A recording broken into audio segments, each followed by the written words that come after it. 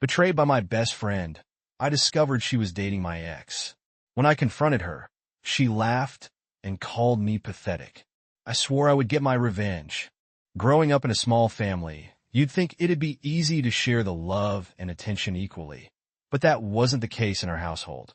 I'm the older sister, 28 now, and my sister's 24. From a very young age, it was painfully obvious that I wasn't the favorite child. This isn't just me being bitter, it's just how it was. My parents, whether they realized it or not, made decisions that constantly put my sister, Angela, in the spotlight, while I lingered in the shadows. It started with small things. Birthday parties were a big showcase of this disparity. For Angela's 5th birthday, there was a huge bash with all the frills, clowns, a bouncy castle, the works. My birthday, just a few months earlier, had been a quiet affair at home with a homemade cake and a couple of gifts. Not that I didn't appreciate the effort, but the difference was stark. It seemed like every year her birthday was an event, while mine was an afterthought. School events further highlighted the imbalance. When Angela was in kindergarten, she got a part in the school play. My parents were over the moon. They took time off work, bought her a fancy costume, and invited relatives to come see her perform. Fast forward a couple of years, I had a solo and a school concert. I was nervous and excited, thinking this was my moment to shine, and maybe, just maybe, get that same enthusiastic support. The day came, and only my mom showed up, ducking in at the last minute, and leaving quickly after without much comment. Dad didn't make it. He had to work late, or so he said. Angela had soccer practice, and that couldn't be missed, apparently. Christmas was another time the favoritism was obvious. One year, I remember both of us had been eyeing this video game console that had just come out. We both hinted as much as we could that it was at the top of our lists. Christmas morning came, and there it was under the tree, with Angela's name on it. My gift was a book series, which I did want, but it was clear who got the big-ticket item and who got the consolation prize. Angela was ecstatic, and I tried to be happy for her, but it was tough. As we got older, the pattern continued. Angela always had the newer clothes, the latest gadgets, and more freedom. When I asked for a later curfew at 16, it was a flat no, with a lecture about responsibility and safety. But Angela, when she reached the same age, was allowed to come and go as she pleased with hardly a word said. It wasn't just material things either. It was the attention and emotional investment. Angela struggled in math during middle school, and my parents were all in, hiring tutors and spending nights helping with homework. I was decent at math, actually pretty good at academics all around, but it was just expected, not celebrated. Any achievement I had was met with a smile and a quick pat on the back. Then the conversation would shift back to whatever Angela was doing, even if it was just some minor drama with her friends. School was supposed to be my escape, a place where I could shine on my own merits. But even there, the shadow of my sister's favoritism followed me. Throughout elementary and middle school, it felt like I was just going through the motions, invisible unless something went wrong. Take science fair season in the 5th grade. I spent weeks on my project, a detailed model of the solar system where each planet moved on a motorized track. I was so proud of it, working every evening after dinner, painting the planets, wiring the motors, checking every detail. I couldn't wait to show it off at the school science fair, thinking maybe this time my parents would see I was good at something too. The night of the fair, I stood next to my project, eager to explain the orbits and the gears to anyone who'd stopped by. My parents promised they'd be there, said they wouldn't miss it for the world. Halfway through the evening, they hadn't shown up, and I was trying not to let it get to me, focusing on the judges' questions and the interested looks from classmates and their parents. Then finally, my mom and dad rushed in apologizing for being late. They'd been at a parent-teacher conference for Angela that ran long because her teacher had so many wonderful things to say. They gave my project a quick glance, threw in a couple of looks great, honey, then spent the rest of the evening talking to other parents, bragging about Angela's latest achievements in drama club. My project won 2nd place, a ribbon that I hung on my bedroom wall, a small victory overshadowed once again by Angela's ever-expanding trophy shelf. In middle school, things didn't get much better. I was in advanced classes, pulling top grades, but my academic success was just expected, not celebrated. Angela, meanwhile, struggled with her grades, which meant she got all the attention at home, tutors, nightly homework help, endless praise for every B she brought home.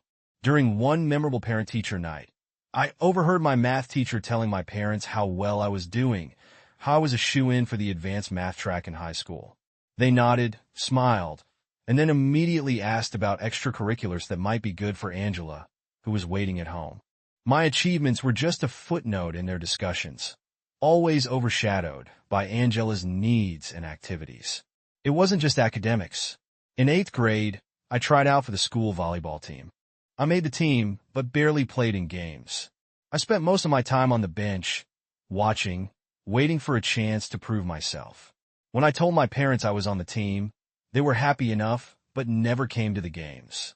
They were too busy with Angela, who had started taking dance classes around the same time, classes that apparently couldn't be missed. High school offered a fresh start, or so I thought. I was determined to make it different, to stand out in ways that couldn't be ignored. I joined clubs, volunteered, and continued to ace my classes. But at home, it was the same story. Angela had entered high school, too, and suddenly her transition, her experiences, her life took center stage.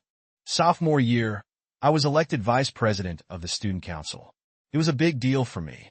I'd worked hard campaigning, staying late for meetings, organizing events. I was buzzing with excitement the day I found out I'd won, practically bouncing through the door when I got home. I couldn't wait to share the news. That excitement fizzled out fast when I walked into the kitchen to find my family in the middle of a celebration. Angela had made the cheerleading squad. There were balloons, cake, the whole 9 yards. I stood there holding my good news in my throat, suddenly feeling foolish for thinking this might be my moment. I mentioned my election offhand during dinner, trying to keep the disappointment out of my voice. There were congratulations, sure, a momentary pause in the Angela-centric conversation. But quickly, the focus shifted back to her, to what cheers she would be doing, to how we needed to rearrange our schedules for her practices and games. It was a pattern that repeated over and over throughout high school. Every achievement I had was overshadowed by anything Angela did. My role in the National Honor Society was less important than her lead in the school play. My perfect attendance awards were less noteworthy than her participation in the spring musical. It all came to a head during our senior year. College application season was stressful for everyone, but I had my sights set on a few top schools, places I'd dreamed of attending since freshman year. I worked diligently on my applications, essays, and SAT prep. When acceptance letters started coming in, I was over the moon. I got into several of my top choices. Each acceptance a confirmation that my hard work wasn't for nothing. The day I got my acceptance to a prestigious out-of-state university, I was ecstatic. This was it, my ticket out, my chance to really start my own life away from the shadow of my sister. I gathered up the acceptance letters, planning to show them to my parents that evening. But when I got home, the focus was all on Angela. She'd been accepted to a local college, a good school, but nowhere near as competitive. My parents were thrilled, talking about how they could visit her easily, how she'd be close to home. When I showed them my letters, they were happy for me. But the conversation quickly turned back to logistics for Angela, to keeping her close, to making sure she wouldn't have to go too far from the safety net of home. My moment, like so many others, was swept aside. My decision to go to that out-of-state university was met with concerns about distance and safety, not with pride or excitement. It was clear that no matter what I achieved, Angela's comfort and happiness would always come first. That realization hurt, but it also lit a fire in me. I was determined to go to that university, to start fresh, to build a life where I was more than just Angela's older sister, where my achievements and my happiness could stand on their own. Moving out was my declaration of independence, a loud statement that I was done being the backdrop to someone else's vibrant painting. I was 20, balancing a full course load at university while working part-time to scrape together enough for rent and tuition. It wasn't easy, but every challenge I faced in my cramped one-bedroom apartment was a testament to my resilience, a badge of honor I wore with a mix of pride and relief. The decision to move out wasn't made on a whim. It was the culmination of years of feeling sidelined, of watching my sister Angela receive all the familial support and attention while I was expected to be self-sufficient. This dynamic didn't improve with age. If anything, it became more pronounced as we grew older. My achievements, no matter how significant, were always overshadowed by the smallest of Angela's accomplishments.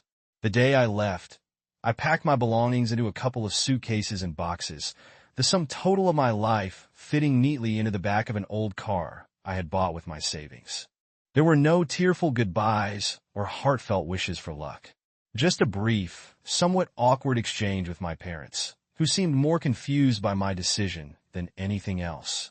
Angela didn't even realize I was moving out until she saw the empty space where my things used to be. Settling into my new apartment was a reality check. The place was small, the walls were thin, and the furnishings were a mishmash of whatever I could afford from thrift stores and clearance sales. But it was mine. For the first time, I had a space where I could make the rules, where I could come home and know that everything was exactly where I had left it, where the silence was for my contemplation and not a side effect of being ignored. Managing my finances was one of the biggest challenges. I quickly learned to budget like a pro, juggling bills, rent, and tuition payments with the meager earnings from my part-time job. Groceries were bought on sale, luxuries were few and far between, and every penny spent was carefully considered. Nights out with friends were replaced by nights in with textbooks and instant noodles. It was a stark contrast to my life at home, where Angela's wants often translated into expenses that my parents didn't think twice about. Balancing work and study was another hurdle. My days were a blur of classes, library sessions, and long shifts at a local cafe. I would come home exhausted, my body aching for sleep, but my mind racing with everything I needed to do to stay ahead.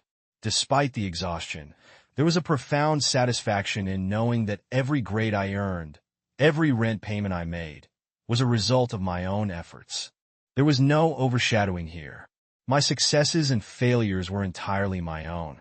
Socially, it was isolating at times.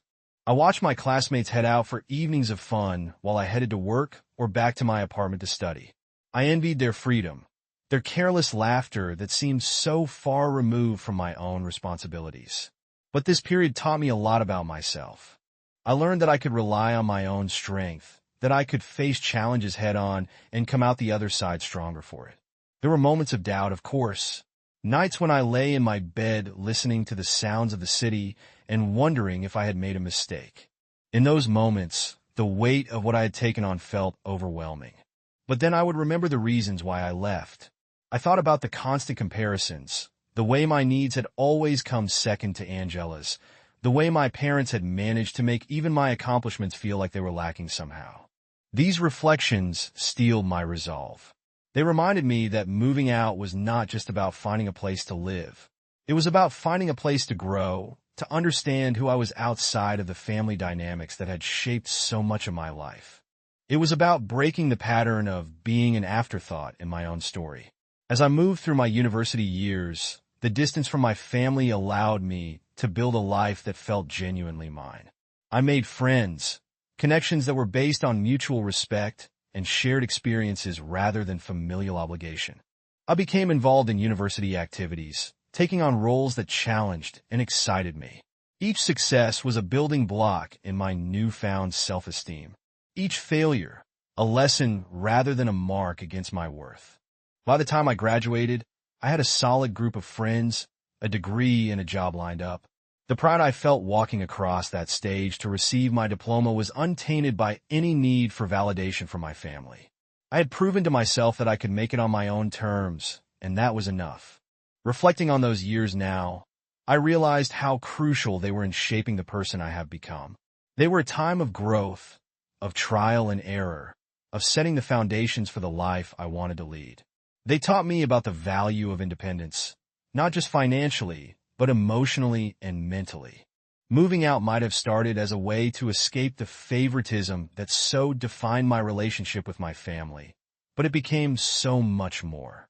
It was the beginning of truly understanding my worth, of seeing that I was capable of so much more than being the overlooked older sister. It was hard, yes, and lonely at times, but it was also one of the most empowering decisions I ever made. After graduating from university, I found myself in a place of solid independence. I was financially stable, emotionally more resilient, and professionally just starting to make my mark. It was around this time that Ricky and I took our relationship from good friends to something more. We had known each other since our second year of university, but it was only after we both had settled into our careers that we began to see each other in a new light. Ricky was different from anyone I'd ever dated. He was incredibly supportive, genuinely interested in my thoughts and feelings, and never made me feel overshadowed or less important. Our relationship grew naturally, filled with deep conversations, shared interests, and a mutual respect that I'd always longed for, but never quite experienced. I think what made our relationship so special was the fact that Ricky knew all about my family dynamics. He'd seen firsthand how my achievements were often brushed aside, how my parents' blatant favoritism towards Angela affected me. He understood my need for space from them, my drive to prove myself on my own terms. And rather than judge or pity me, he stood by me, offering support and understanding. About 5 years into our relationship, when I was fully immersed in my career and we were both secure in our life paths, Ricky proposed. It wasn't a grand gesture, no public displays or elaborate setups. It was perfectly us, simple, sincere, and private. We had gone hiking, something we both loved, on a crisp fall day when the leaves were just turning. We reached a lookout point with stunning views of the valley below, bathed in the golden light of the setting sun. We were sitting there, catching our breath, and taking in the beauty of the moment when he turned to me, his expression serious, but his eyes warm. He took my hand, and with a gentle but earnest tone, he started talking about our journey together, how much he valued our relationship, and how he couldn't imagine his life without me. Then he pulled out a small, simple ring and asked if I would marry him. I didn't hesitate. I said yes, of course. It was one of the happiest moments of my life, filled with pure joy and a sense of rightness that I had never felt before. We sat there for a long time, talking about our future, making plans, and just enjoying the realization that we were going to spend our lives together. Telling my family, however, was a different story. Given the strained relations, I wasn't sure how to approach them about my engagement. Ricky, ever the optimist, encouraged me to give them a chance to share this happy news and maybe, just maybe, mend some fences along the way. After all, they didn't even know I was dating, and I don't think they cared. Ricky finally persuaded me to tell them, so I went home one weekend with him that day. He was looking so good. I had to tease him about trying to impress my parents, and he didn't deny it. My sister wasn't home when we arrived, but she came in a few minutes later. Can you imagine that? She kept flirting with him even after she found out that I brought him home as my fiancé, who I was obviously going to marry. I was irritated at my sister's behavior and the fact that my mom said nothing to her. Ricky helped me keep my cool, though, because he held me tightly to his side the whole time. My parents seemed happy for me. Well, it's not like they had a choice. I wasn't there to take permission, but to inform them of my decision. After some weeks, Ricky took me to one of our favorite places, and I noticed that he was being extra gentle with me. He did that when he had something serious to tell me or something he wasn't comfortable with. So I braced myself up for it. I was so curious that before we got to the restaurant, I asked him what the problem was and what he wanted to tell me. He asked me to calm down and that he wasn't running away. He told me that my sister had been flirting with him since they met. She found him on social media and wouldn't let him be. So now it's uncomfortable for him. She told him to leave me because she was better for him than I was. I was furious. How far could she really go? I didn't want to speak to her on the phone. So I told Ricky that I was going to my parents' house the next day to set things straight. Update 1. Thanks so much for all your support and good luck messages. They really mean a lot to me, especially given everything that's been going down. So here's the lowdown. I decided to confront my family about a pretty serious issue that's been bugging me for a while. I figured Saturday would be a good day to catch everyone at home. I called ahead to let them know I was coming over because I wanted to talk about something important. My mom also mentioned she wanted to talk, which had me hoping maybe we could clear the air or sort things out. I arrived at my parents' house around noon, thinking this was going to be a constructive discussion. But oh boy, was I wrong. I started off by bringing up the issue that's been eating at me. My sister has been openly flirting with my fiancé, Ricky, and it's not something I can just brush off. I mean, there are plenty of fish in the sea, and she needed to back off since Ricky's clearly taken. Thinking about the whole situation was making me nauseous. But I laid it all out, expecting some kind of understanding or at least a plan to address it. That's when my mom hit me with a bombshell.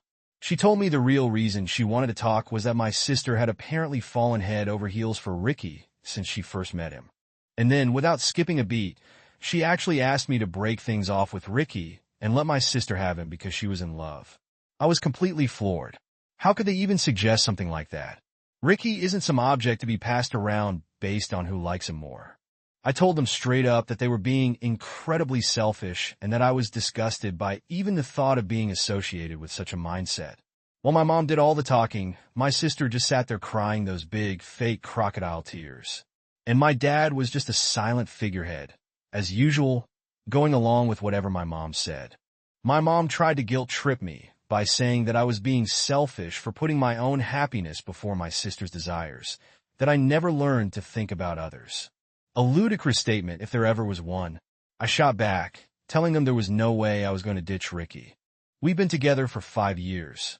We're engaged, and my sister's fleeting crush wasn't enough to make me even consider such a ridiculous idea. That's when things got even uglier. My mom declared that if I couldn't do this for my sister, then they wouldn't come to my wedding. I couldn't believe what I was hearing. Was this really the family I grew up with? By then, it was clear my dad wasn't going to stand up for what was right. He's never been one to challenge my mom or take a stand. After dropping that bomb, I just left. I couldn't take another minute. I was so shaken up that I broke down, crying in my car as I drove away.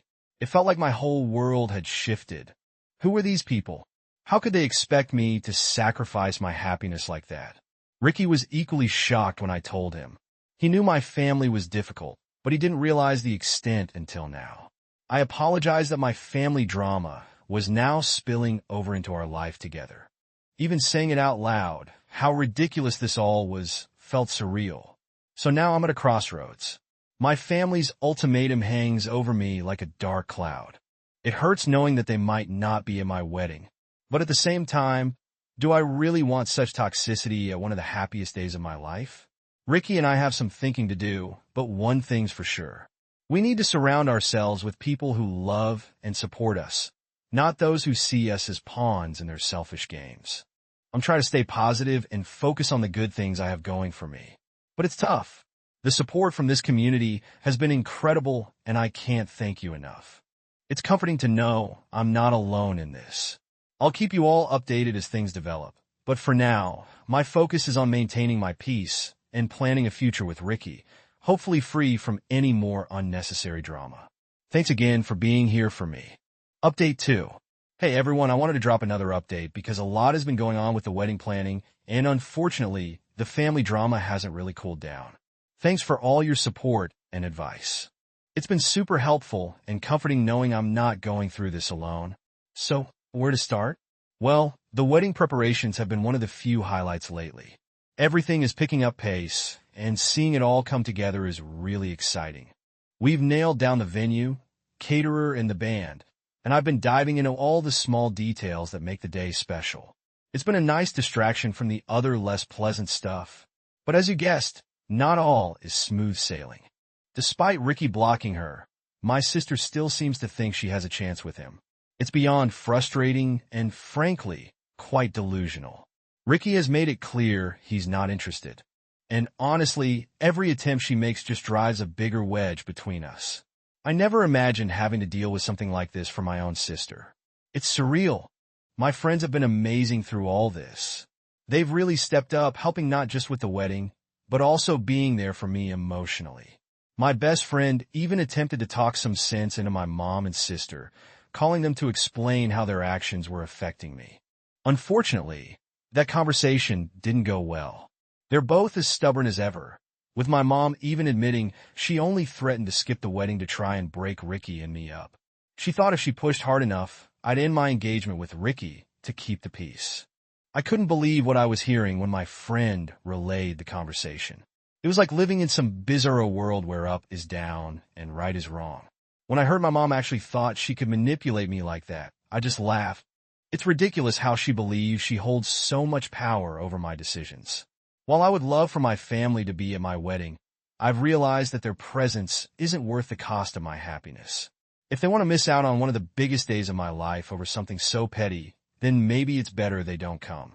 I still went ahead and sent them invitations, though. I figured it was the mature thing to do to give them one last chance to be part of my life in a meaningful and positive way. But honestly, I've set my expectations pretty low. Their response, or lack thereof, will tell me everything I need to know about where we stand.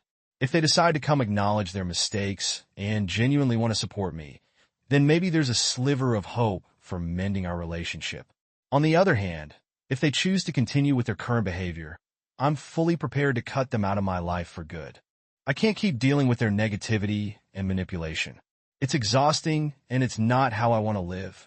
I've realized that just because someone is family doesn't mean you owe them endless chances, especially when they've repeatedly shown they don't respect you or your choices. As the wedding day approaches, I'm trying to focus on the positive aspects and the people who genuinely support and love me and Ricky. We're both incredibly excited about starting our new life together, and we won't let anyone's selfishness or drama overshadow our joy. I'm looking forward to celebrating our love with friends and family who care about us and want the best for us. Thanks again for sticking with me through this wild ride. Your messages of support and shared experiences have been a beacon of light in what has been a pretty dark time. I'll definitely keep you all updated as more developments unfold.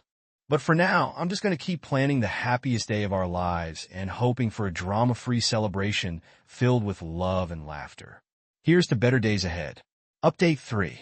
Hey everyone, checking in from my honeymoon spot, and I'm still buzzing with excitement and happiness. I can't believe it. I'm actually married to the absolute love of my life, Ricky. Just typing that out feels surreal, like I'm living in a dream. And honestly, I couldn't be happier. The wedding itself was everything I ever dreamed of, and then some. It was a beautiful day, filled with love, laughter, and lots of dancing. Being surrounded by friends and Ricky's family, who have shown nothing but love and acceptance, really made the day magical. They've become my family now, and their warmth and kindness have meant the world to us both. However, not everything was perfect, and there was a bittersweet tinge to the day. Despite hoping otherwise, my own family didn't show up. It was painful, really painful. Throughout the ceremony, I found myself glancing over at the seats where I hoped to see them, holding onto a shred of hope that they'd walk through the door at the last minute. But they never came. Ricky noticed what I was doing, and at one moment, just pulled me close and whispered for me to focus on us, on the beautiful beginning we were about to embark on. He reassured me that right then, it was just about the two of us, and that was all that mattered. His words helped more than he might realize. They reminded me that while the absence of my family hurt, it didn't define our day or our lives together. We were there to celebrate our love and commitment to each other, and nothing could take away from that. The support from Ricky's family was overwhelming in the best way possible. They filled so much of that empty space with their presence and love, making sure every moment was a celebration. After the wedding, saying that I was emotionally drained would be an understatement. It's hard to grapple with the fact that my own family chose not to be a part of one of the most important days of my life. At times, I wonder if they'll ever come around, or if the rift between us will just keep growing. Right now, my heart feels a bit numb towards them, like I don't even recognize them as my parents or my sister anymore. I don't know if that will change in the future, but right now, I'm choosing happiness. I'm choosing to focus on the new family I've gained through Ricky, and on our future together. The joy of the day, despite the shadows, affirmed that Ricky and I can face anything as long as we have each other. Our wedding day, despite the absence of my biological family, was genuinely the best day of our lives because it represented us moving forward together, stronger and more in love than ever. So here I am, a newly married woman, incredibly excited about what lies ahead. I'm looking forward to building our life together, filled with love, respect, and mutual support. The path may not always be smooth. Life's like that after all, but I know we'll navigate it together. Thanks again for all your love and support through this journey. Sharing this with you all has been incredibly therapeutic and has helped me more than words can say. I'll definitely keep you updated as we embark on this new chapter of our lives. For now, I'm going to soak up every moment of this honeymoon and the new beginnings it represents. Here's to love, laughter, and a future filled with happiness.